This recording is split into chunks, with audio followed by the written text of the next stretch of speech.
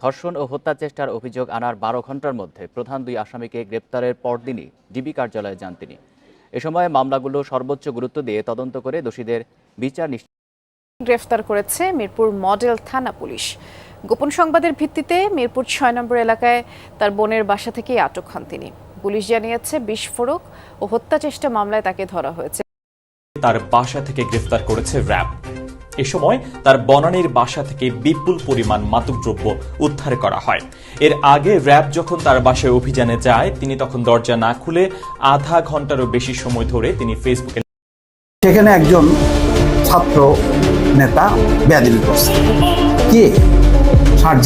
সার্জিসদের অ্যাকাউন্টকে আমরা দেখতেছি যে সে এতদিন পরে আইসা বলে আমরা রাষ্ট্রপতির পদত্যাগ চাই, আমরা এইভাবে ডিসি নিয়োগের বিরোধিতা করতেছি। এতদিন বন্যার টাকা ১২ কোটি টাকা থেকে ১০ কোটি টাকা উধাও করে দেন। কত সুন্দর আমাদের দেশ, কত সুন্দর আপনাদের সমন্বয়। যাদেরকে জুতাতে পিটিয়ে এলেও মান সম্মান আমাদের ক্ষয় হবে, আপনাদের না। যাদের বাবা মায়েদের ধিক্কার জানাই যে সমন্বয়করা সার্জিস আলম, আমি মোর নাম উল্লেখ করে বলতেছি, সার্জিস আলম, হাসনাত আব্দুল্লাহ, নাহিদ। এই নাহিদ তো সমন্বয়করা শেখ হাসিনা থেকেও নতুনভাবে জন্ম নিয়ে ফেরেশতা রূপে আমাদের বাংলাদেশে আবির্ভূত হয়েছে। সমন্বয়কদের বিরুদ্ধে কোনো কথা বলা যাবে না। সমন্বয়কদের বিরুদ্ধে কথা বললে আমি নাকি আওয়ামী লীগ হয়ে গেছি, সমন্বয়কদের বিরুদ্ধে কথা বললে আমরা নাকি ভারতের দালাল হয়ে যাব। আমার কথা হচ্ছে এই সমন্বয়করা এই বিপ্লবের সময় আপনারা কোথায় ছিলেন? এই ৪-৫ জন সমন্বয়কের নাম বলছি আমি। বাংলাদেশের ১৮ কোটি কিংবা এই যে যারা রাস্তায় লক্ষ লক্ষ মানুষ নেমেছে তাদের কথা বলছি না। এখন যে সমস্ত ৪-৫ জন হাতে গোনা সমন্বয়ক আছে এরা কোথায় ছিল ভাই? তোমরা তো ছিল হারুন হোটেলে। হারুন হোটেল থেকে বেরিয়ে এসে এখন তোমরা ওই যে ৭১-এর রাজাকাররা যেমনটা যুদ্ধ পরবর্তী মুক্তিযোদ্ধা ব্রিগেডিয়ার আপনার সেক্টর কমান্ডার সেজেছিলেন, ঠিক তেমনি এই কয়েকজন সমন্বয়করাও ২০২৪-এ বড় বড় সেক্টর কমান্ডার এবং মাস্টার মাইন্ড ওরা হয়ে গেছে। বাংলাদেশ ছেড়ে দিতে পারে হাসনাত আব্দুল্লাহ, সার্জিস সহ আমাদের উপদেষ্টাদের অনেকেই। এখন কেন? যদি ভিন্ন একটা ঘটনা এই দেশে ঘটে যায় তাহলে কিন্তু সমন্বয়কদের বাংলাদেশ ছেড়ে সমন্বয়ক যারা তারা কিন্তু একটি কথা বলে, এদেশে হয়তো আওয়ামী লীগ থাকবে না হয়তো আমরা থাকবো। কত বড় কথা, আওয়ামী লীগ থাকবে, তারা এই দেশে আর থাকবে না, কারণ তাদের সময় একদম গুনিয়ে আসছে এবং কি তারাই এই দেশ থেকে চলে যাবে। সমন্বয়ক সার্জিস আলম ও হাসনাত আব্দুল্লাহ সেনাবাহিনীর হাতে গ্রেপ্তার, এমন একটি নিউজ বর্তমান বাংলাদেশে ভাইরাল এবং ট্রেন্ডিং চলতেছে। তো বন্ধুরা, এটা কতটুকু সত্য নাকি গুজব তা নিয়ে থাকতেছে আজকের ভিডিওতে প্রমাণ সহকারে বিস্তারিত। বন্ধুরা, আজকের ভিডিওতে আর বেশি কথা বাড়াবো না, সরাসরি আজকে আমরা চলে যাব মূল ভিডিওতে। আর সেখানে আজকে আমরা দেখব সত্যি সত্যি কি সেনাবাহিনীর হাতে গ্রেপ্তার হয়েছে সার্জিস আলম ও হাসনাত আব্দুল্লাহ নাকি এটা গুজব। সমন্বয়করা শেখ হাসিনা থেকেও নতুনভাবে জন্ম নিয়ে ফেরেশতা রূপে আমাদের বাংলাদেশে আবির্ভূত হয়েছে। সমন্বয়কদের বিরুদ্ধে কোনো কথা বলা যাবে না। সমন্বয়কদের বিরুদ্ধে কথা বললে আমি নাকি আওয়ামী লীগ হয়ে গেছি, সমন্বয়কদের বিরুদ্ধে কথা বললে আমরা নাকি ভারতের দালাল হয়ে যাব। আমার কথা হচ্ছে এই সমন্বয়করা এই বিপ্লবের সময় আপনারা কোথায় ছিলেন? এই ৪-৫ জন সমন্বয়কের নাম বলছি আমি। বাংলাদেশের ১৮ কোটি কিংবা এই যে যারা রাস্তায় লক্ষ লক্ষ মানুষ নেমেছে তাদের কথা বলছি না। এখন যে সমস্ত ৪-৫ জন হাতে গোনা সমন্বয়ক আছে এরা কোথায় ছিল ভাই? তোমরা তো ছিল হারুন হোটেলে। হারুন হোটেল থেকে বেরিয়ে এসে এখন তোমরা ওই যে ৭১-এর রাজাকাররা যেমনটা যুদ্ধ পরবর্তী মুক্তিযোদ্ধা ব্রিগেডিয়ার আপনার সেক্টর কমান্ডার সেজেছিলেন, ঠিক তেমনি এই কয়েকজন সমন্বয়করাও ২০২৪-এ বড় বড় সেক্টর কমান্ডার এবং মাস্টার মাইন্ড ওরা হয়ে গেছে। আমি এই কথা বলছি কেন? একজন সমন্বয়করা অ্যাকাউন্ট যদি আপনি খোঁজাখুঁজি করেন, চাচার নামে ভাইয়ের নামে আপনার অ্যাকাউন্টে কোটি কোটি টাকা ওদের অ্যাকাউন্টে যুক্ত হয়েছে।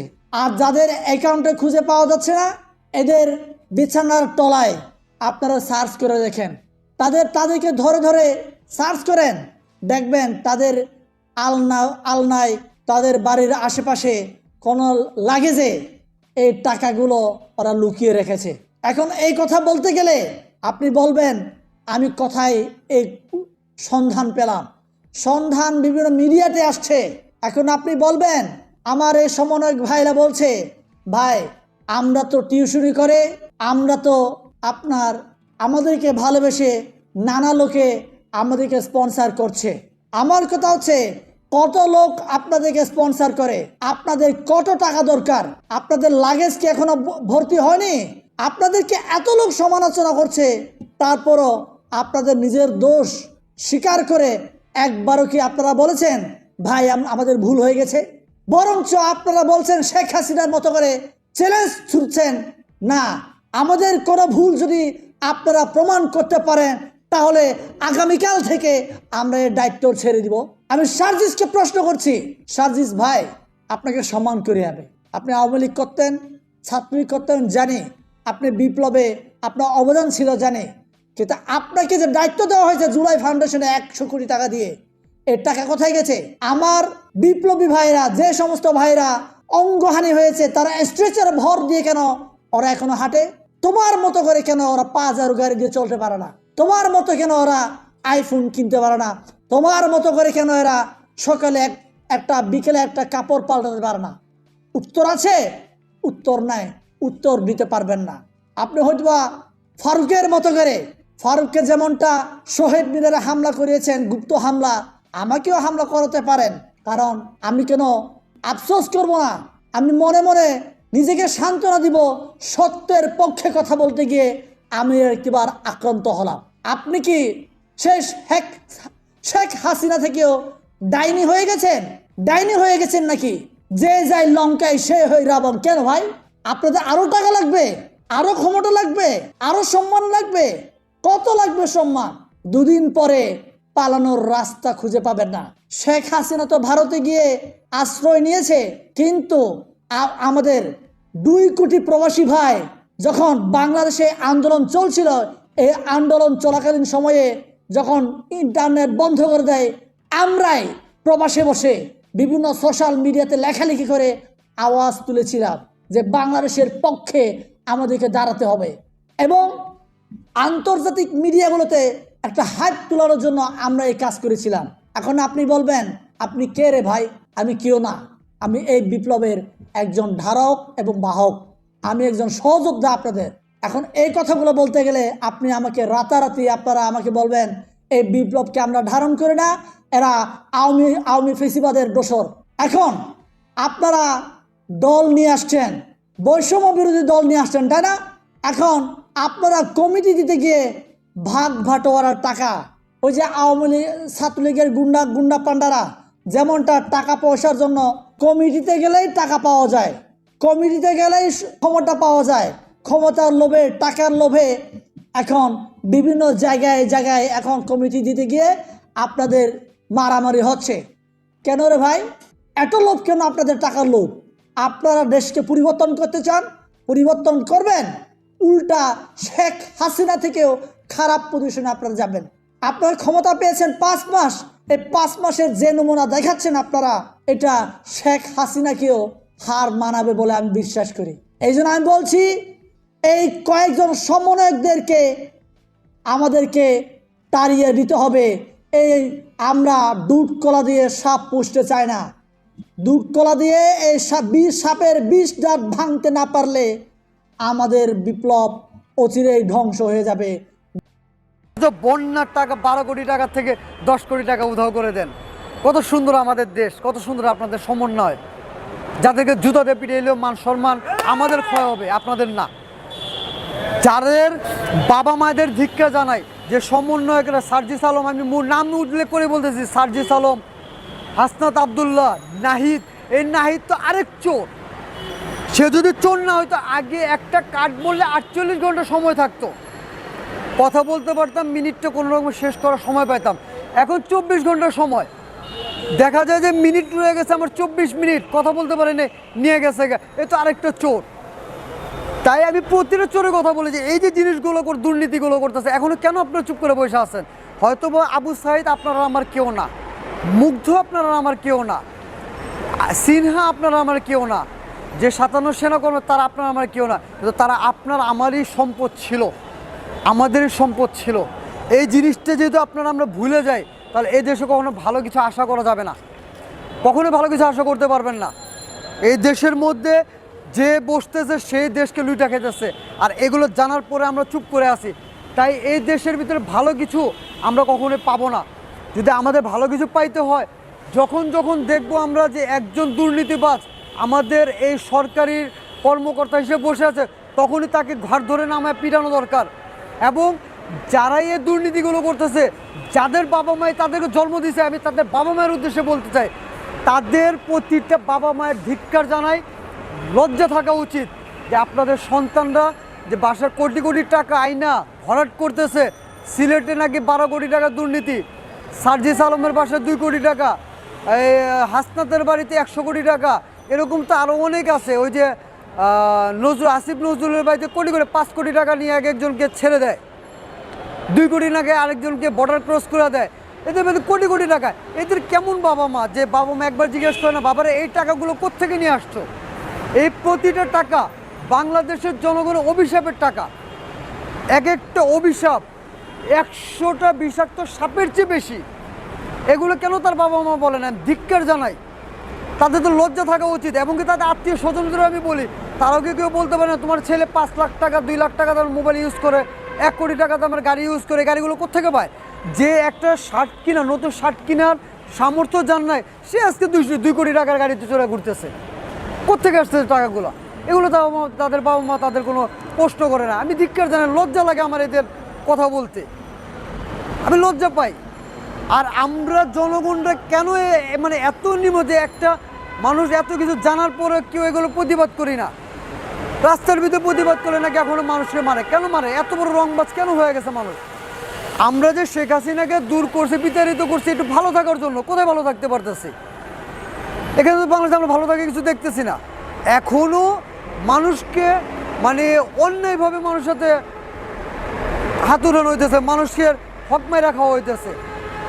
আমি তো বলতে চাই এদের মানে যারা বসে আছে এদেরকে ওই আসিফ নজরুল একে আগে সবার আগে মারা। কারণ এই যদি আইনমন্ত্রী হিসেবে এখনও ওই জায়গায় বসে থাকে, বাংলাদেশের অনেক বড় বড় দুর্নীতিবাজ, অনেক বড় বড় অকারেজ থাকতে হবে।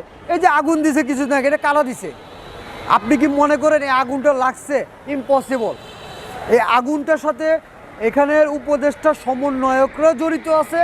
আওয়ামী লীগের যে 16 বছরে যে বীজগুলো তৈরি করে দিয়ে গেছে, শেখ মুজিবুর থেকে শেখ হাসিনা পর্যন্ত যে বীজগুলোকে বুইনা দিয়ে গেছে শেখ হাসিনা, সেই বীজরা যতদিন পর্যন্ত আছে ততদিন পর্যন্ত এই দেশের ভিতরে প্রতিটা আমাদের কাছে আওয়ামী লীগ সরকারই ভালো ছিল। এরকম সরকার আমরা জীবনে পাইছি না। ওরা শুনতেছি যে আওয়ামী লীগ সরকার তারা আসতে দিবে না, কিন্তু আওয়ামী লীগ সরকারের আমলে আমরা যে শান্তিটা পাইছি কোন সরকারের আমলে পাই নাই। এখন উন্নয়ন হয় না কেন? এখন আরো জিনিসের দাম বাড়ে কেন? বহুত কষ্টের মধ্যে আছি বাবা, বহুত কষ্টের মধ্যে আছি। কেউ জানে না কি কষ্টে দিন যাচ্ছে আমাদের। এখন তো আমাদের পাশে কেউ দাঁড়ায় না। আগে শুনতাম যে আওয়ামী লীগ সরকারের দেশ বিচারছে, হল্লা বিচারছে, তাসকা বিচারছে, কত কিছু করেছে, ঋণ করে সব আত্মসাৎ করে নিয়ে গেছে। কিন্তু দেশ বিচারছে, কাম করলে তো ঋণ হবেই, এটা স্বাভাবিক। সব সরকার এদিকে আইছি, বিএনপি দেখলাম, এরশাদ সরকার দেখলাম, আওয়ামী লীগ সরকার দেখলাম, সব সরকারই দেখলাম, কেউ গৌরব বাদ দেওয়া যায় না। এরপরে একটা জিনিস দেশের ভালো মন্দ আছে, বুঝছেন? আগে যে কামাইটা আছে, আন্দোলনে আগে যে কামাইটা ছিল, বর্তমানে বাবা এই কামাইটা আমাদের নাই। আমার পেটে ভাত নাই, পিন্দরে নাই কাপড়, ই বক্তলে আমি কথা শুনলে আমার পেট ভরতো না। আমাদের কাছে আওয়ামী লীগ সরকারই ভালো ছিল। কই আরো ভালো করবো, ওখানে আরো বেশি রাখা জানি। রাস্তাঘাটে চুরি, গাঁজা, মদ সবই তো অফেন্স করতেছে। কেন যারা আন্দোলন করে নতুন দেশ স্বাধীন করছে, এরা কেন ঠেকায় না? না, ওরা কাছে আমার প্রশ্ন, ওরা কেন ঠেকায় না? এই অটো রিক্সা এটা আওয়ামী লীগ সরকার নামাইছে, আওয়ামী লীগ সরকার অবৈধ। তো ও রিক্সা উড়া রেখে, রিক্সাও তো অবৈধ, অটো রিক্সাও তো অবৈধ, এটি উড়ায় না কেন? উঠ থেকে রায় দিছে 3 দিনের মধ্যে অটো রিক্সা বন্ধ। দুঃখের বিষয়, বাসায় 3 দিনের লাগে বন্ধ। ফট করে আবার আন্দোলন করে 1 মাসের টাইম দেওয়া হয়েছে। 1 মাস গেছে, অন্তত খবরও নাই। 1 মাস গেল কয়, 3 দিন গেল কয়। জীবনে শুনতাম যে হাকিম লড়ে, হুকুম লড়ে না। এই দেশের আইন জ্ঞান কই পাইলেন আপনি? আমি তো কিছুই বুঝি না, কোনো আগামাথা বুঝি না। বহুত কষ্টের মধ্যে আছি বাবা, বহুত কষ্টের মধ্যে আছি। কি বলবো তোমরা লোকে, দেশ গ্রামে তো বর্তমানে একটা গরু বছর রাখলে পাইছে অনেক কষ্ট করে একটা জিনিস জোড়ায়। দেশ গ্রামে গিয়ে পরিস্থিতি এরকমই, ঘরে বউ ছুঁয়া এই গরুর দড়িলে শুয়ে তখন লাগে তারা চুল লাগিয়েছে গা। গরিবের কথা তো মূল্যায়ন নাই। রাজনীতি কারা করুক, আমার দুঃখের বিষয় কিছু কিছু গরিব লোক, আমার মতো গরিব লোকের সহযোগিতা করছে, সহযোগিতা করছে।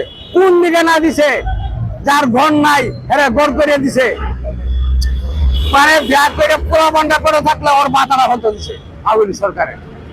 ঋণ হইব না, কি করবো আমরা বুঝি। এরকম সরকার আমরা জীবনে পাইছি না। ওরাও শুনতেছি যে আওয়ামী লীগ সরকার তারা আসতে দেবে না। যদি ইচ্ছাকৃত করে না আসে তাতে কিছু করার নাই, না আসে একজন তাতে কিছু করার নাই। আর না আইলে না আসতে দিলে তো ওরা আসতে দিবে না কেন? কারণটা কি? কি ক্ষতিটা করছে দেশের? এরকম ক্ষতি আর কেউ করে নাই, সবারই তো দেখছি। কিন্তু সত্তরে অস্বীকার করা এটা বেইমানি হবে। কিন্তু আওয়ামী লীগ সরকারের আমলে আমরা যে শান্তিটা পাইছি কোন সরকারের আমলে পাই নাই। সবার কাছে একবারে 3টা প্রমাণ থাকলে 3টা এক সমান হয় না, একটা বেশ কম হবে। সবার কাছে ভালো থাকুন যায় না। আমারে দিলেন আমি ভালো, আমার ভাইকে দিলেন না, আমার ভাইয়ের কাছে অমুক খারাপ, ভালো ছিল। এটা তো দেখা বাস্তবে এরকম কাজ কাম কোনো জায়গায় হয় না। দেশ গ্রামের সব দিকেই আমরা কামাই রুজি ভালো ছিল, প্রতিটি জায়গার মালিক তো আল্লাহ পাক। কিন্তু রাজার ভাগ্যেও গজারি করে, রাজার ভাগ্যেও কিন্তু প্রচার করার শোক আছে। কত টাকা দুর্নীতি রে বাবা, দুর্নীতি হয়েছে। কাজ করলে তো ঋণ হইবই, একটা জিনিস ঋণ তো কেন রাখাইছে। আমি তো একটা কথাই বললাম, তো এরশাদ সরকারেও দেখলাম, বিএনপি সরকারেও দেখলাম, আওয়ামী লীগ সরকারে দেখলাম, কেন না খাইছে আমি তো ভালো মনে করি। এক হিসেবে সবাই ভালো, টাকা নিজে ভালো না, নিজে ভালো না, আরেক হিসাবে কেউ ভালো না। এখন উন্নয়ন হয় না কেন? এখন আরো জিনিসের দাম বাড়ে কেন? এখন বাড়ে কেন? এখন হাসিনা বাড়াইছে। ডক্টর ইউনূসের দ্বারা তো কোনো কিছুই হবে না, কোনো কিছুই হবে না।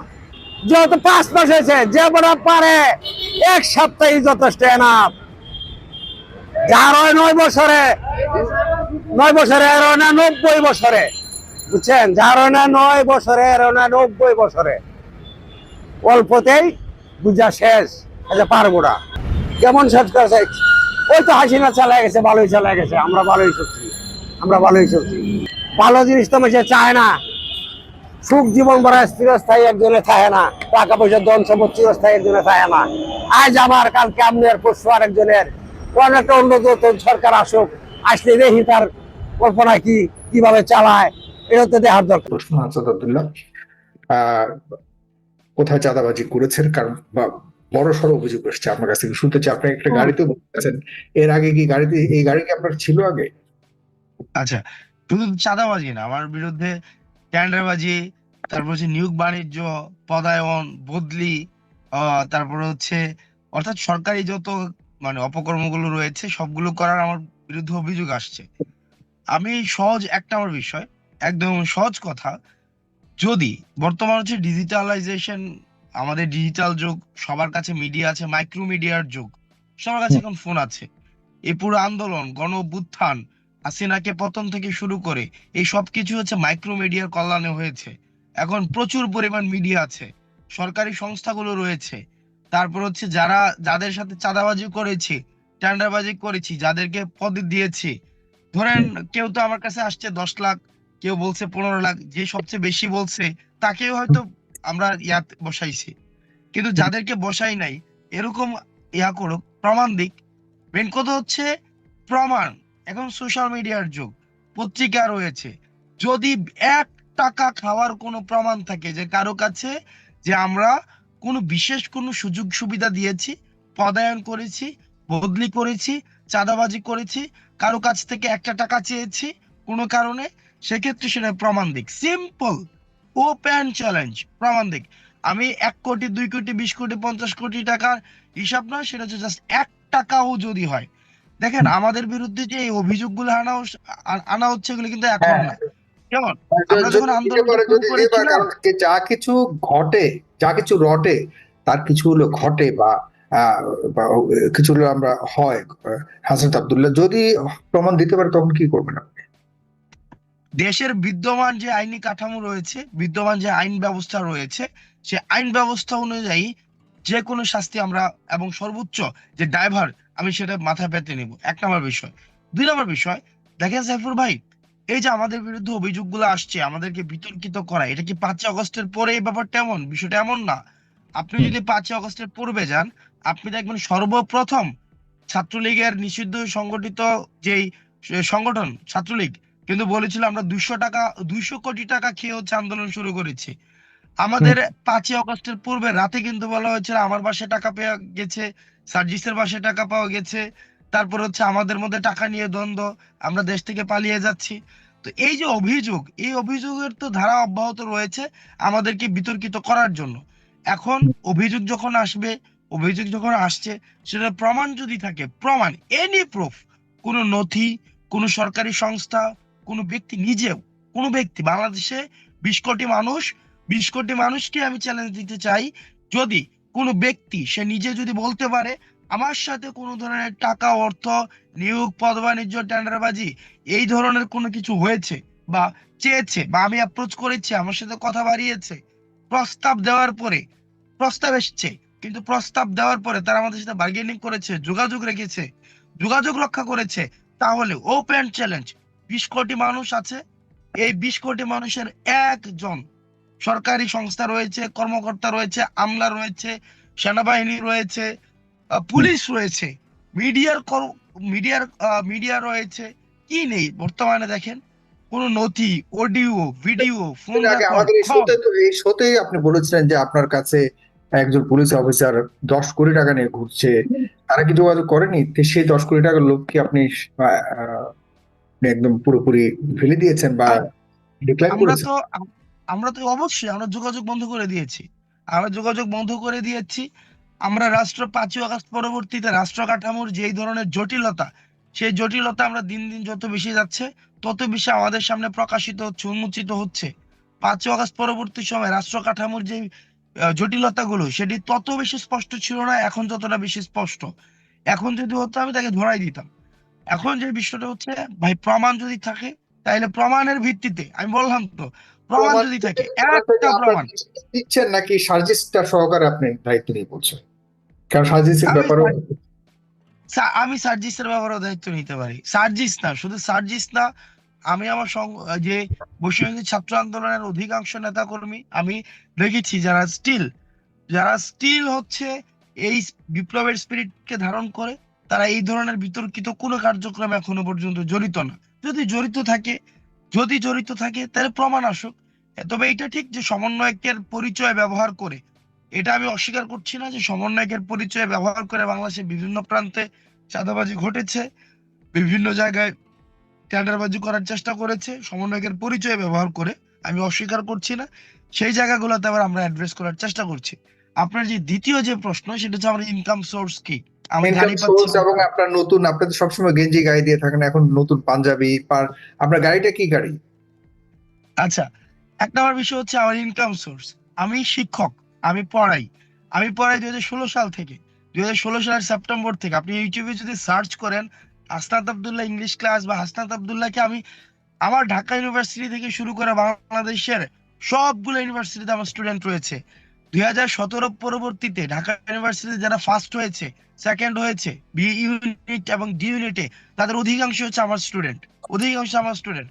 আমার লক্ষাধিকের উপরে স্টুডেন্ট রয়েছে। এবং আমি ফাইন্যান্সিয়ালি ইন্ডিপেন্ডেন্ট। আমার ইউনিভার্সিটি যখন শুরু হয় তখন থেকে আমি ফাইন্যান্সিয়ালি ইন্ডিপেন্ডেন্ট। এবং যারা বিশ্ববিদ্যালয়ে আমার বন্ধু বান্ধব রয়েছে, যারা হচ্ছে আমাকে যারা চিনে, আগে থেকেই চিনে, যারা I was always financially sound, always. আমার ফাইন্যান্সিয়াল ক্রাইসিস কখনোই ছিল না, নেভার। আমি আমার ফ্যামিলির দায়িত্ব নিয়েছি। আমার ইউনিভার্সিটি যখন শুরু হয় তখন থেকে, তখন আমার বাসা থেকে আনা লাগতো না, বরং আমি জাস্ট আমি নিজে চলাফেরা করতাম। আমার নিজের টাকা দিয়ে আমি বিদেশেও গিয়েছি 2020-এ। আমি এই ছবিগুলো পরে ভাইরাল হয়েছে 2020-এ। আমার এই যে দেখেন, টি শার্ট নিয়ে একটা কথা হয়, টি শার্ট, এই যে বিষয়টা এমন না যে টি শার্ট আমার মানে কাপড়ের অভাবে আমার একটা টি শার্ট এতদিন পর্যন্ত পরতে হয়েছে। বরং বিষয়টা এমন ছিল যে আন্দোলনের একটা পর্যায়ে আমি আর বনশ্রীতে ফিরতে পারিনি, আমার বাসায় আর ফিরতে পারিনি। না ফেরার কারণে আমাকে যেহেতু ডিবি উঠিয়ে নিয়েছে, ডিজিএফআই উঠিয়ে নিয়েছে, রাষ্ট্রীয় আইন শৃঙ্খলা রক্ষাকারী বাহিনী উঠিয়ে নিয়েছে, একই কাপড়ে আমাদের দিনের পর দিন কাটাতে হয়েছে।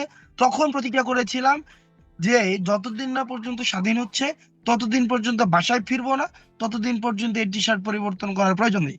এখন বিষয়টা যদি এমন হয় যে অভাবের কারণে আমার ফাইন্যান্সিয়ালি আলহামদুলিল্লাহ আমাকে যতটা সক্ষমতা দিয়েছে, আপনারা আমার প্রতিষ্ঠান সম্পর্কে আপনারা খোঁজ নিতে পারেন। আমার প্রতিষ্ঠান সম্পর্কে প্রত্যেক বছর আমার একটা প্রতিষ্ঠানে 100 কোটির উপরে টার্ন ওভার হয় প্রত্যেক বছরে 100 কোটি টাকার উপরে টার্ন ওভার হয় প্রত্যেক বছর। আপনারা খোঁজ নিতে পারেন। বাংলাদেশের অ্যাডটেক প্ল্যাটফর্মে কে চিনে না? আমার নিজস্ব প্ল্যাটফর্ম আছে, নিজস্ব। একটার হচ্ছে আমি শেয়ার হোল্ডার, আরেকটার হচ্ছে আমার প্রতিষ্ঠাতা, আমি ডিরেক্টর, যেটার আমি মালিক। সেটা হচ্ছে এখন না, যেমন না যে 5 আগস্টের পরবর্তী সময় বা আন্দোলনের পরবর্তী সময়ে।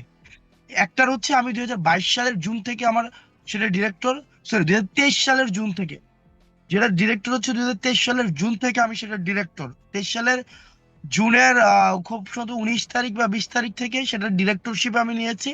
আন্দোলনটা হয়েছে 24 সালের জুনে। তার মানে হচ্ছে কি 1 বছর পরে আন্দোলন হয়েছে। আমি পড়ানোতে ইনকামের সাথে আমি রিলেটেড হচ্ছে 2016 সালের সেপ্টেম্বর থেকে। আমার প্রকাশনাও ছিল বাংলাদেশে এডমিশন রিলেটেড স্টুডেন্টরা। আমার ইউটিউবে ইংলিশ ক্লাসও তো আছে, আমি তো এখনো ক্লাস করাই। আমি লাস্ট ক্লাস নিয়েছি 1 সপ্তাহ আগে। আমি প্রত্যেকদিন অলমোস্ট ফজরের পরে রাতে 2টা 3টা আমার কোর্স, যেহেতু আমি এখনো শেষ করতে পারিনি। 25টা ক্লাস নেওয়ার কথা ছিল, আমি ক্লাস নিয়েছি এখনো পর্যন্ত 16টা 17টা।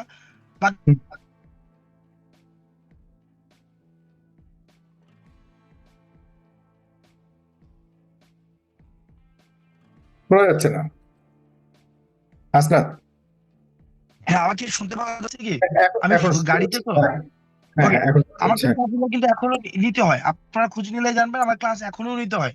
আমার একটা কোর্স থেকে আমার হচ্ছে আপনার যদি আমাদের মানে বিষয়টা হচ্ছে কি ভাই, আপনারা ইউনিভার্সিটি মানে লেভেলে যারা আপনার সোর্স অফ ইনকাম বিশেষ করে আপনার ওই কোচিং সেন্টার থেকে বা আপনার ওই অনলাইন যে টিচিং সেন্টার সেখান থেকে। আমাদের অ্যাডটেক প্ল্যাটফর্ম, আমাদের মাল্টিপল কোর্সেস আছে এবং সেটা হচ্ছে কি 2017 সাল থেকে। এবং বাংলাদেশের স্বনামধন্য অ্যাডটেক প্ল্যাটফর্ম গুলাতে আমি পড়িয়েছি।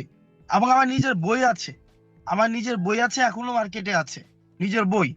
আর আমার যারা কলিগ আছে, আমার কলিগের বাংলাদেশে মানে সবচেয়ে লাক্সারিয়াস লাইফ যারা লিড করে, আমারই একমাত্র গাড়ি ছিল না।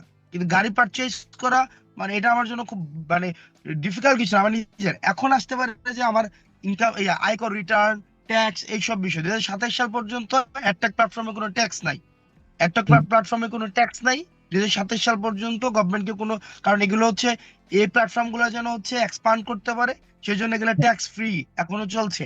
বিরাট বিষয় হচ্ছে এই যে আমার ইনকাম সোর্সের নথিপত্র, আমাদের যেটা হয় নর্মালি, মানে ধরেন আমি তো জানতাম না, আমি এখন এত পরিচিত মানুষ আমাকে মানে এই পলিটিক্যালি মানুষ এখন রিকগনাইজ করছে। কিন্তু এর আগে আপনি দেখেন, আমরা যারা কোচিং এ পড়ায়, তারপরে হচ্ছে যারা অ্যাডটেক প্ল্যাটফর্মের সাথে জড়িত, আমরা কিন্তু ব্যাংকিং চ্যানেল হচ্ছে আমরা টাকা পয়সাটা খুব বেশি লেনদেন হইতো না। আমাদের হচ্ছে হ্যান্ড টু হ্যান্ড। দেখা যেত আজকে একটা ক্লাস, আমাদের বিল আসছে। আমার একটা ক্লাসের পেমেন্ট ছিল সাগর ভাই 25,000 টাকা, একটা ক্লাস 25,000 টাকা। এখন না, এটা হচ্ছে 2022 সালে একটা ক্লাস নিলে আমাকে 25,000 টাকা পেমেন্ট করতে হতো। আপনারা খুঁজে নিলে পারেন, 25,000 টাকা একটা ক্লাসের জন্য। তো একটা স্টুডেন্টের জন্য মানে আমি মানে I was always financially sound, simple. এখন আপনারা খুঁজে নিতে পারেন, খুঁজ নিয়ে দেখতে পারেন যে মানে হচ্ছে আপনার ফাইন্যান্সিয়াল ইন্টিগ্রিটির ব্যাপারে আপনি চ্যালেঞ্জ করেছেন, কেউ আপনার কোনো ধরনের ক্রস দেখাতে পারবে না। কোনো প্রমাণ হলে আপনি যে কোনো শাস্তি মাথা পেতে না, যে প্রচলিত আইনে যত বিষয়। বাকি রইল অন্যদের ব্যাপারে আপনি কিছুটা দায়িত্ব নিয়ে বলেছেন। এখন আসি একটু রাজনৈতিক ব্যাপারে। দুটি বিষয়ে কথা বলবো। প্রথমত যেটি হলো যে আপনার বিষয়ে আপনারা গতকালকে থেকে যে সবচেয়ে বড় বিতর্ক এসছে, এটা হলো যে আপনারা এখন আওয়ামী লীগকে পুনর্বাসন করবার দায়িত্ব হাতে নিয়ে পড়ে। তার মানে যে আপনাদেরকে নিয়ে যে একটা আগে থেকে একটা ধারণা ছিল যে আপনারা ছাত্রলীগ করেছেন, ব্যাকগ্রাউন্ড ছাত্রলীগ, আপনারা ছাত্রলীগ থেকে এসছেন, হয়তো তখন আপনারা কিছু করতে পারেননি, এখন আবার আওয়ামী লীগকে পুনর্বাসন করবার জন্য একটা প্রথম স্টেপ নিয়েছেন যে কাউন্সিলর যারা রয়েছে আওয়ামী লীগের তাদেরকে আপনারা পুনর্বাসন করছেন। কেন? তারা কি অপরাধী না? একটা আমার বিষয় হচ্ছে, আমি একদিনের জন্য ছাত্রলীগ করে নাই, একদিনের জন্য না, একদিনের জন্য ছাত্রলীগ করে নাই। তো আপনি আমি আমার একটা ভিডিওর মধ্যে আপনি গোলাম রাব্বানিকে ভাই ভাই ভাই বলে কংগ্রেচুলেশন করেছেন, একটা ভিডিওর মধ্যে, ছোট্ট একটা ভিডিওর মধ্যে কম না হলেও 20 বার ভাই বলেছেন। আপনার সাথে কি সম্পর্ক ছিল তার গোলাম রাব্বানির? তার সাথে ছবিও আছে। Okay fine, great. একটা আমার বিষয় হচ্ছে, বিজয় ৭১ হলের আবাসিক শিক্ষার্থী আমি ছিলাম। আপনার বিজয় ৭১ হলের তৎকালীন সময়ে যদি খোঁজ নেন বা এখনো খোঁজ নেন, যে সবচেয়ে বিদ্রোহী যে ছেলেটা ছিল সেটা হচ্ছে হাসনাত আব্দুল্লাহ। সিট নিয়ে, গণরুম নিয়ে, এবং আমার টাইম লাইনে যদি যান, আপনি আমার টাইম লাইনে, আপনি যদি আমি মাঝে ফেসবুকে ছিলাম না দীর্ঘ প্রায় 1 বছর।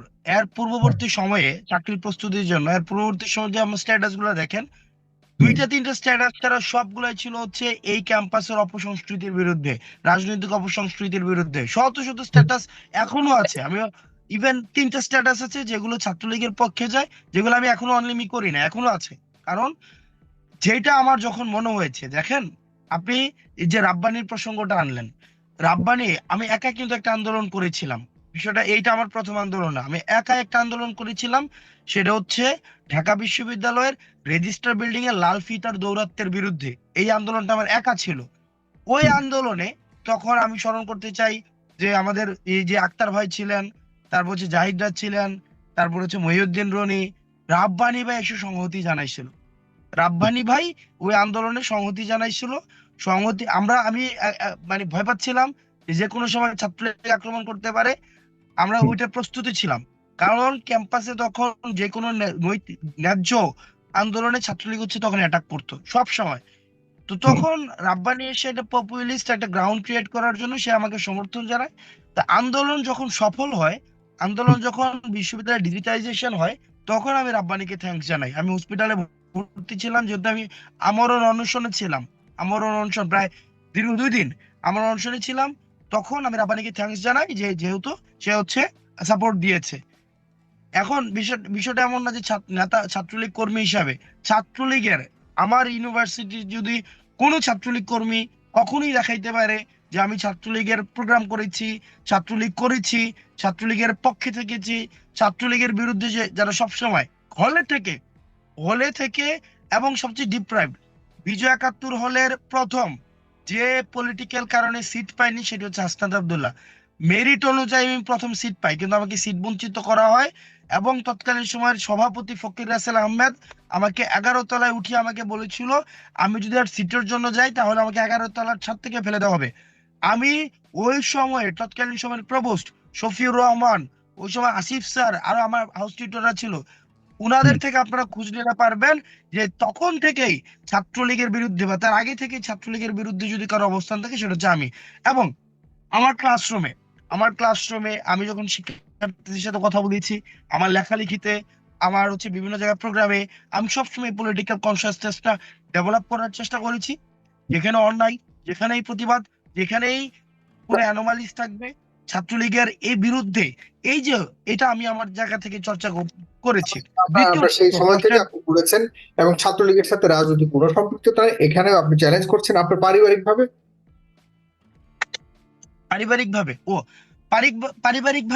হ্যাঁ, আমার দাদা স্থানীয় জনপ্রতিনিধি ছিল অনেক আগে। সেটা হচ্ছে খুব সম্ভবত 2000 পূর্ববর্তী সময় স্থানীয় জনপ্রতিনিধি ছিল। আর আমার ফার্স্ট হ্যান্ড যারা আত্মীয় স্বজন, আমার বাবা, চাচা, জেঠা বা অন্যান্য যারা যারা রয়েছে, তারা হচ্ছে সবাই বিদেশে থাকে। আমার বাবা বিদেশ থেকে আসছে 2022 সালে, মানে উনি বিদেশে দীর্ঘ প্রায় 20 বছরের বেশি ছিল। আমার চাচারাও বিদেশে থাকেন, এখনো আছেন। অর্থাৎ অর্থাৎ ওই যে মেইন স্ট্রিম পলিটিক্স এর সাথে আমাদের কারোই জড়িত না। আমার বোনেরা হচ্ছে ইউনিভার্সিটি, হ্যাঁ আমার বোনরা হচ্ছে ইউনিভার্সিটি চেক করবে পরবর্তীতে, যেগুলো বলছেন সবকিছু। আমি ডিটেল দিয়ে দিচ্ছি, আমি একদম নাম ঠিকানা সহ দিয়ে দিচ্ছি, কোনো ইস্যুই নেই আমার ভাই। ঠিক আছে, আমার এবং হচ্ছে একটা ভিডিও আছে যে আমার গ্রামের বাড়ি থেকে আমরা 2002 সালে চলে আসছি। 2002 সালে, এটা যে 22 বছর আগে আমার গ্রামের বাড়ি থেকে চলে আসছি। আমার মা আমাদের পড়াশোনার জন্য, আমরা যেন পড়াশোনা করতে পারি, কারণ আমার গ্রামের বাসা থেকে আমার আমার গ্রাম থেকে স্কুল অনেক দূরে, আর আমার মা খুব সচেতন, মানে উনি পড়াশোনার জন্য প্রচন্ড পরিমাণ আগ্রহী। আমাদের 3 ভাই বোনকে আমার মা হচ্ছে, আমি আমার ঢাকা ইউনিভার্সিটি গ্রাজুয়েট, আমার বড় বোন গ্রাজুয়েট, আমার ছোট বোন এখন একটা পাবলিক বিশ্ববিদ্যালয়ে সে হচ্ছে ইকোনমিক্স পড়াশোনা করছে। তো আমার ফ্যামিলির হচ্ছে, আমি নর্মালি হচ্ছে কেউ ফ্রন্টে নাই, আমি ব্যক্তিগতভাবে, কারণ যে পরিমাণ অনলাইন বুলিং, পাবলিক হ্যারাসমেন্ট হয়, সে জায়গা থেকে তারা সবাই পড়াশোনার সাথে রিলেটেড, সবাই, এভরিওয়ান। তো যে জায়গা থেকে আমার মা শুধুমাত্র পড়াশোনার জন্য 22 বছর আগে গ্রাম থেকে চলে আসছে শহরে, এবং সেই জায়গা থেকে পড়াশোনামুখী আমরা ছিলাম। তো পারিবারিক ভাবে মেইনস্ট্রিমের পলিটিক্স এর সাথে কেউ জড়িত না। সর্বশেষ ভাই, আমি সর্বশেষ যে প্রশ্নটা, সে প্রশ্নের উত্তর দিই, সেটা হচ্ছে কাউন্সিলরদের নিয়ে। কাউন্সিলর এখানে, ইয়েস, কাউন্সিলরদের, আপনি দেখেন কাউন্সিলরদের পুনর্বাসনের জন্য কিন্তু কালকে কোনো প্রোগ্রাম হয়নি। একটা আমার বিষয় ছিল ফেসিবাদ বিরোধী, দেখেন আওয়ামী ফেসিবাদ বিরোধী এবং গণহত্যার যারা বিপক্ষে ছিল, ওইসব কাউন্সিলররা আমাদের সাথে যোগাযোগ করে প্রায় 1 মাস আগে। ওইসব কাউন্সিলররা প্রায় 1500-র মতো কাউন্সিল বা একটু বেশি হতে পারে, মোট কাউন্সিলর 5300, 5500 কাউন্সিল ছিল। আর মাঝখান থেকে এই কাউন্সিল গুলো আমাদের সাথে যোগাযোগ করে, যারা কখন যোগাযোগ করে, যখন চিটাগংয়ে যিনি মেয়র ছিলেন 2000, উনি একটা কোর্টে মামলা করেন, ওই মামলা পরে হচ্ছে উনার এই মেয়রশিপ যখন ওনাকে ফেরত দেওয়া হয়, চিটাগংয়ে ডক্টর শাহাদাত হুসাইন, আমি যে ভুল না করে থাকি, বিএনপির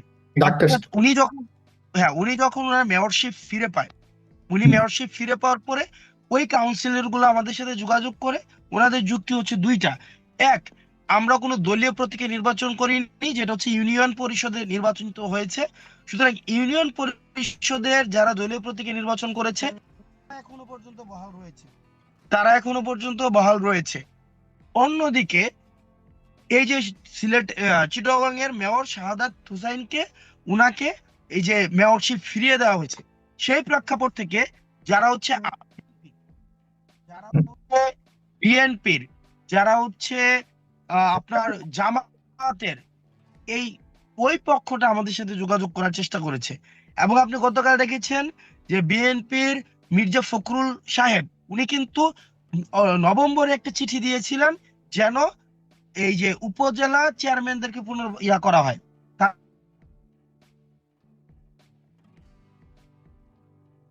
শুনতে পাচ্ছি না হাসনাত আব্দুল্লাহ। প্রিয় দর্শক, আমরা সব প্রশ্নের উত্তরগুলি নিচ্ছি মোটামুটি। হাসনাত আব্দুল্লাহরা যে কয়েকটি অভিযোগ এসছে, বিশেষ করে হাসনাত আব্দুল্লাহর ব্যাপারে, যে তিনি বা তারা কাউন্সিলরদেরকে পুনর্বাসন করছে, বিশেষ করে আওয়ামী পন্থী কাউন্সিলররা এখন তাদের উপর ভর করে রাজনীতি ফিরে আসছে, এই নিয়ে বেশ তোলপাড় শুরু হয়েছে সোশ্যাল মিডিয়াতে, আপনারা জানেন। এই বিষয়গুলোকে আমরা একটু স্পষ্ট করার চেষ্টা করছি। আশা করি হাসনাত আব্দুল্লাহ হয়তো ইন্টারনেট কানেকশনের বিচ্ছিন্ন হয়ে যাওয়ার কারণে আমি তাকে শুনতে পাচ্ছি না। তিনি নিশ্চয়ই এখন আবার আমার সাথে যুক্ত হবেন, আপনারা শুনবেন। আরো কয়েকটা প্রশ্ন আছে, আপনারাও কোনো প্রশ্ন থাকলে বলতে পারেন, আপনাদের লিখতে পারেন কমেন্ট বক্সে। জি, বলছিলেন। হ্যাঁ, চিঠি দিয়েছে, চিঠিতে কি লিখেছে? হ্যাঁ, চিঠিতে উনি লিখেছিলেন যে বিএনপির গত 16 বছর, চিঠিটা তো গতকাল আপনারা দেখেছেন, মিডিয়াতে আছে, যে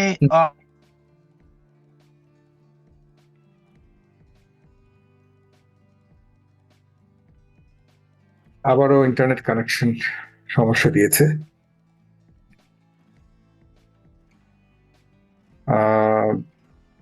আশা করি আমরা এখন পুরো দমে শুনতে পাবো। প্রিয় দর্শক, খুব গুরুত্বপূর্ণ কথাটাই বলছেন এই মুহূর্তে হাসনাত আব্দুল্লাহ। হ্যাঁ, হ্যালো, হ্যাঁ বলুন। হ্যাঁ, তো ওনারা ওই 2টা রেফারেন্সে, এবং হচ্ছে মির্জা ফখরুল সাহেবও যেহেতু চিঠি দিয়েছেন, এই সার্বিকভাবে ওনারা যেটা চেয়েছেন যে যারা ফেসিবাদ বিরোধী আন্দোলনের পক্ষে ছিলেন, যারা হচ্ছে বিএনপি এবং জামাতের রাজনীতি করেছেন, তাদের যেন প্রশাসক হিসেবে নিয়োগ দেওয়া হয়, সেই জন্য ওনারা কথা বলতে চেয়েছেন। আমরা নিয়োগ দেওয়ার মালিক না, আমরা জাস্ট প্রস্তাবনা আকারে আমরা বলেছি আমাদের জায়গা থেকে সেটাকে কমিশন করে দিয়ে সেটার ফিজিবিলিটি টেস্টের মধ্য দিয়ে, যেহেতু তারা 3 কোটি মানুষের প্রতিনিধিত্ব করে, সেটাকে কিভাবে ফিজিবল করা যায় সেটার জন্য আমরা কথা বলবো। এখন এটাকে মিডিয়া ম্যানিপুলেশনের মধ্য দিয়ে, যেমন একটা নিউজ চ্যানেল একটা বিতর্কিত নিউজ চ্যানেল আমার নামে একটা ফটো কার্ড বানিয়েছে যে আমি নাকি বলেছি যে কাউন্সিলরদের যদি প্রত্যাহার করা হয় সেটা মানুষের সাথে প্রতারণা, কিন্তু আমি কিন্তু সেটা বলিনি। আমি বলেছিলাম কি, যারা ফেসিবাদ বিরোধী জেল জুলুমের শিকার হয়েছে সেসব কাউন্সিলরদের যদি প্রত্যাহার করা হয়, কিন্তু এখন টিআরপি বাড়ানোর জন্য কিভাবে? কারণ কাউন্সিলররা যারাই গত শেষবারের নির্বাচিত হয়েছে, এরা সবাই আগের সরকার কোনো না কোনো ভাবে তারা সুবিধাপ্রাপ্ত, অথবা তারা নির্বাচনের মধ্যে কোনো না কোনো দয়ায় বলুন, সমর্থনে সরকারের একটা সমর্থন ছিল, সে কারণে তারা কাউন্সিলর হতে পারে। এই যে পরিবেশ ছিল, সে কারণে জনগণের প্রশ্ন হলো যে ওইসব কারণে বা ওইসব নির্বাচন যেগুলি বিতর্কিত নির্বাচনের মাধ্যমে যারা কাউন্সিলর হচ্ছে তারা তো সবাই বিতর্কিত, নির্বাচনটাই তো বিতর্কিত ছিল। আপনারা তাদেরকে কেন? আচ্ছা বলি, আমি শুরুতে বললাম 2টা এক্সাম্পল কিন্তু সামনে রেখেছেন তারা, 2টা এক্সাম্পল। একটা এক্সাম্পল হচ্ছে কি চিটাগং এর সিটি কর্পোরেশন, দ্বিতীয়ত হচ্ছে কি ওই যে 19 জন আপনার উপজেলা চেয়ারম্যান ওনাদেরকে রিইনস্টেট করার যে অ্যাপ্লিকেশনটা গিয়েছে, ওই 2টা এক্সাম্পলকে সামনে রেখে এসেছেন, 2টা এক্সাম্পলকে সামনে রেখে। আমরা যেহেতু আমি ব্যক্তিগতভাবে জায়গা থেকে গতকালের পর্যালোচনার পরে আমার কাছে যেটা মনে হয়েছে, এই নির্বাচন কাঠামোর মধ্য দিয়ে, আওয়ামী নির্বাচন কাঠামোর মধ্য দিয়ে যারা এসছেন তারা ফেসিস্টকে এনাবেল করেছেন, কোলাপ করেছেন। সুতরাং তাদেরকে কখনোই আমরা পুনর্বাসন করার কোন প্রক্রিয়াতে, আমি ব্যক্তিগতভাবে আমার কাছে পরবর্তীতে মনে হয়েছে, দেখেন মানুষের যে যদি একটা চিন্তার মধ্যে ফিক্স থাকে যে দুনিয়া যদি উল্টায়ও যায় আমি যেটা বলছি সেটাই ঠিক, সুতরাং এটা হচ্ছে এক ধরনের রেডিক্যালিজম। এই যে অভ্যুত্থানের একটা বিষয় কি, এই যে হাসিনার এই মনোভাবটা ছিল, যেহেতু আমি বলেছি তার মানে ঠিক, যেহেতু আমি একবার বলে ফেলেছি তার মানে ঠিক, অবস্থান চেঞ্জ করতো না। আমাদের নতুন ইনফরমেশনের ভিত্তিতে, অভিজ্ঞতার ভিত্তিতে, পর্যালোচনার ভিত্তিতে, সমালোচনার ভিত্তিতে আমি আমার পূর্বের অবস্থানকে চেঞ্জ করার জন্য যদি আমার মধ্যে উদারতা না থাকে, তাহলে আমি কখনোই পরিবর্তনশীল না। আমি বলেছি গতকাল যে প্রোগ্রামে গিয়েছি ওই 2টা এক্সাম্পলের কারণে গিয়েছি, কিন্তু গতকালের মানুষের পর্যালোচনা, আমার ব্যক্তিগত আবার নিজের পুনঃপর্যালোচনার পরে আমার কাছে মনে হয়েছে আমার যে প্রাথমিক যে স্ট্যান্ড, যে এই আওয়ামী লীগের নির্বাচনে যারাই অংশগ্রহণ করেছে তারাই হচ্ছে ফ্যাসিস্ট সরকারকে এনাবেল করেছে।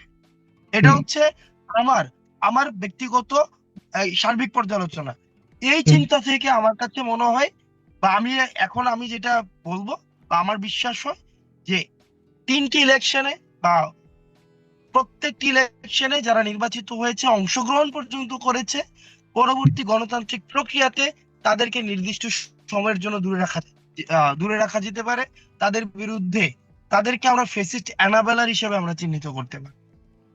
আচ্ছা, তার মানে এখানে একটা যাচাই বাছাই প্রক্রিয়া আপনারা করতে চাচ্ছেন, এরপরে গিয়ে সিদ্ধান্ত নিয়ে তাদের ব্যাপারে। এখনই তাদেরকে আপনারা সরাসরি পুনর্বাসন, যেটা মানে তারা তাদের জায়গায় থাকতে পারবে, তারা ক্ষমতা অ্যাপ্লাই করতে পারবে, তারা শাসন করতে পারবে, এরকম কোনো সুযোগ রাখছেন না। ইম্পসিবল, আমরা এটা চাইনি, আমরা ওইটাই বলি না, আমরা বলেছি রেকর্ড হচ্ছে আপনি বলছেন, কারণ এ নিয়ে বেশ কথাবার্তা হচ্ছে, বেশ সমালোচনা হচ্ছে। আরেকটা বিষয় হলো আপনি বলছেন জামাতপন্থী, বিএনপি পন্থী, আপনাদের পন্থীতে হওয়ার কোনো সুযোগ নেই, কারণ আপনাদের শুরু এক্সিস্টেন্স মাত্র আপনাদের শুরু হয়েছে, আপনাদের পন্থী হওয়ার সুযোগ নেই। যারা জামাতপন্থী, বিশেষ করে বিএনপি পন্থী যারা ছিল তারাই আপনাদের সাথে যোগাযোগ করে এবং তাদেরকে আপনারা যাচাই বাছাই করে তাদেরকে নিয়ে আপনারা হয়তো রাজনীতি করবার সুযোগ দিবেন না দিবেন, এই নিয়ে পরবর্তীতে আপনারা সিদ্ধান্ত নেবেন। আমার প্রশ্ন হলো, যে মিটিংটা আপনারা করেছেন গতকালকে, সেখানে জামাত বিএনপির কোনো প্রতিনিধিত্ব ছিল না? জামাত বিএনপির কোনো মানে সাংগঠনিক তাদের জামাত ইসলামের অথবা বিএনপির তাদের রাজনৈতিক কোনো প্রতিনিধিত্ব সেখানে ছিল না? ছিলেন তো আপনারা কয়জন যাদের সাথে বা জামাত আর বিএনপির কোনো সম্পর্ক নাই? ইয়েস, কিন্তু যারা নির্বাচিত হয়েছে তারা নিজেদেরকে তারা দাবি করছেন তারা জামাত, এবং বিএনপি থেকে তারা নির্বাচিত হয়েছেন। আচ্ছা, এখন তাদেরকে আপনারা সেই সুযোগটা দেওয়ার জন্য চিন্তা করছেন, এই তো? কারণ করছেন যে তারা আওয়ামী লীগ না। দেখেন কমিশন করে দিয়ে পর্যালোচনার ভিত্তিতে যদি মনে করে থাকে, কারণ এখানে সামনে জানুয়ারি মাস আছে, এখানে স্থানীয় প্রশাসন একটা প্রশাসকের আমলাদের পক্ষে স্থানীয় প্রশাসনের সার্বিক যে কাজগুলো আমরা দেখতে পাচ্ছি সেখানে পূর্ণাঙ্গভাবে করা যাচ্ছে না, হচ্ছে না। সেই জায়গা থেকে পর্যালোচনা সাপেক্ষে আরো যারা পলিসি মেকাররা রয়েছে, পলিসি মেকারদের সাপেক্ষে অন্যান্য যে রাজনৈতিক দলগুলো রয়েছে, এটা তো ধ্রুব সিদ্ধান্ত না। অন্যান্য রাজনৈতিক দলগুলো তাদের মতামত দিবেন, দিয়ে পর্যালোচনার ভিত্তিতে যে সিদ্ধান্তটা বর্তমানে সবচেয়ে বেশি প্রাসঙ্গিক হবে সেই সিদ্ধান্তটাই নিবে। আমরা আমাদের জায়গা থেকে এটা প্রস্তাবনা ছিল যেটা কমিশন করে দিয়ে এটাকে পুনঃপর্যালোচনা করা যেতে পারে। আচ্ছা, তার মানে এখনো চূড়ান্ত হয়নি কোনো কিছু? না, এটা চূড়ান্ত আমরা হবে, ফাইন। চূড়ান্ত করার অপেক্ষা আমরা না। Right, right, definitely. জি। আর দ্বিতীয়ত হলো, আপনারা কি আসলে নির্বাচনে আর আপনাদের এই যে মানে শেষ প্রশ্ন, আপনারা রাজনৈতিক দল করছেন কিনা এবং রাজনৈতিক দল হিসেবে সামনে নির্বাচনের জন্য প্রস্তুতি নিচ্ছেন কিনা, শেষ প্রশ্নের ছোট্ট করে উত্তর। আমরা রাজনৈতিক মানুষ, এখন মানুষের মধ্যে একটা রাজনৈতিক আকাঙ্ক্ষা তৈরি হয়েছে। এই রাজনৈতিক আকাঙ্ক্ষা প্রতিফলনের জন্য যদি মানুষ মনে করে থাকে তারা আমাদেরকে বেছে নিবে, সেক্ষেত্রে আমরা মানুষের যে সিদ্ধান্তটি সেই সিদ্ধান্তটিকে আমরা বিবেচনা করব। সিদ্ধান্তটা কি মানুষ আগে দিবে যে আপনার রাজনৈতিক দল বানান, নাকি আপনার রাজনৈতিক দল বানানোর পর মানুষের কাছ থেকে নির্বাচনের মাধ্যমে সিদ্ধান্ত নেবেন যে আপনারা রাষ্ট্র পরিচালনার জন্য মানুষ ভোট দিয়েছে কি না? আমি জানতে চাচ্ছি যে এখন কি আপনারা রাষ্ট্র নির্বাচনে যাওয়ার জন্য প্রস্তুতি নেওয়ার জন্য যে রাজনৈতিক দল গঠন করে সেটা কি নিয়েছেন কিনা, বা সেটা করার কি কোনো প্রচেষ্টা করছেন কিনা? না, সেটা এখনো করা হয়নি। নির্বাচনমুখী কোনো রাজনৈতিক দল এখনো করা হয়নি, কিন্তু পরিকল্পনা আছে কিনা? আমি তো বললাম আমরা 5ই অগস্ট পূর্ববর্তী সময়ের যে কর্মসূচি আন্দোলন সবগুলো মানুষের সিদ্ধান্তের ভিত্তিতে হয়েছে। মাঠ থেকে দাবি এসছে, আমরা ইন্টারপ্রেট করেছি এবং সেটা আমাদের মাধ্যমে বাস্তবায়ন করেছি। ঠিক একইভাবে আমরা জনমতকে সবসময় প্রাধান্য দিতে চাই, গণমানুষের আকাঙ্ক্ষাকেই প্রাধান্য দিতে চাই, মানুষের সিদ্ধান্তকেই আমরা সর্বাগ্রে দেখতে চাই। এবং সবার আগে বাংলাদেশ, এই সিদ্ধান্ত বিএনপি গতকাল এই টাইটেল একটা প্রোগ্রাম করেছে এবং খুবই চমৎকার প্রোগ্রাম হয়েছে, ইয়েও হয়েছে, গানের প্রোগ্রাম হয়েছে, সেটাও খুবই চমৎকার হয়েছে। বিএনপির সাথে কি কোনো দূরত্ব হয়েছে হাসনাত আব্দুল্লাহ? আর এই শেষ প্রশ্নের জবাব দিয়ে আপনাকে ছেড়ে দিব। আপনি যাচ্ছেন একটা আপনার গ্রামের বাড়িতে যাচ্ছেন, আমি যদি জানি খুব ব্যস্ত সময় পার করছেন। আমরা এই শেষ প্রশ্নটা শুনেই হাসনাত আব্দুল্লাহকে বিদায় দিচ্ছি। প্রিয় দর্শক, বিএনপির সাথে কোনো দূরত্ব হচ্ছে, ভুল বোঝাবুঝি হচ্ছে, মোটামুটি একটা গ্যাপ তৈরি হয়েছে, এটা একটু শুনতে চাই আসলে কি?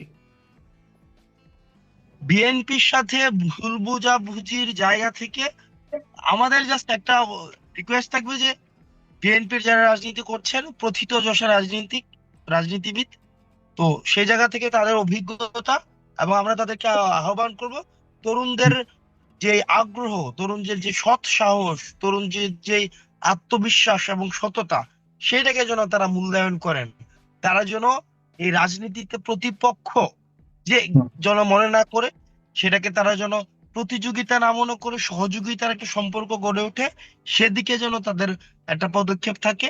সেটা আমার মনে হয় যে পরবর্তী রাজনৈতিক যে পথটা, এই পথটাকে আরো বেশি প্রশস্ত করবে। জামাত ইসলামের সাথে আমার যারা আমাদের পূর্ববর্তী রাজনৈতিক যে দলগুলো রয়েছে, ফেসিবাদ বিরোধী যে রাজনৈতিক দলগুলো রয়েছে, সবার প্রতি আমার একই আহ্বান যে তরুণদের যে সাহস, তরুণদের যে সততা, তরুণদের যে আত্মনির্ভর হওয়ার, রাজনৈতিক আত্মনির্ভর হওয়ার যে আকাঙ্ক্ষা, সেটিকে মূল্যায়ন করে এবং একটি সহযোগিতামূলক সম্পর্ক যেন তাদের সাথে থাকে, তাদের অভিজ্ঞতা যেন সেটার সাথে ব্ল্যান্ড করতে পারে, এটির যেন প্রচেষ্টা তাদের কর্মসূচির মধ্যে, তাদের রাজনৈতিক কাঠামোর মধ্যে, তাদের রাজনৈতিক দিকের মধ্যে এই বিষয়গুলো যেন প্রতিফলিত হয়। থ্যাঙ্কস, আপনাকে অনেক ধন্যবাদ। প্রিয় দর্শক, দেখছিলেন হাসনাত আব্দুল্লাহর ব্যাপারে যে প্রশ্নগুলি এসছে সেগুলি উত্তর আশা করি দিতে পেরেছে। আবারও প্রয়োজন হলে তাকে ডাকবো এবং তারা জবাব দিতে প্রস্তুত, বাধ্য একরকম। ধন্যবাদ। আমরা আপনাকে সবসময় আমরা মনে রাখবো, সেটা হচ্ছে যে আমাদের কথা যখন কেউ শুনতো না, আপনি তখন আমাদেরকে ডেকেছেন, আমাদের কথা শুনিয়েছেন। যখন আমাদের এই আন্দোলনকে কনস্পিরেসি বলেছে মানুষ, বলেছে যে ভারতের বিরুদ্ধে যে আন্দোলনটি হচ্ছে, সেই আন্দোলনটি দৃষ্টি ভিন্ন দিকে নেয়ার জন্য এটাকে হাসিনার করা একটা আন্দোলন, মানে হাসিনাই হচ্ছে আমাদেরকে যে আন্দোলন করাচ্ছে, মানে আমাদেরকে কখনো কখনো হাসিনার সহযোগী, কখনো কখনো হাসিনার বিরোধী, আবার এখন হাসিনার সহযোগী।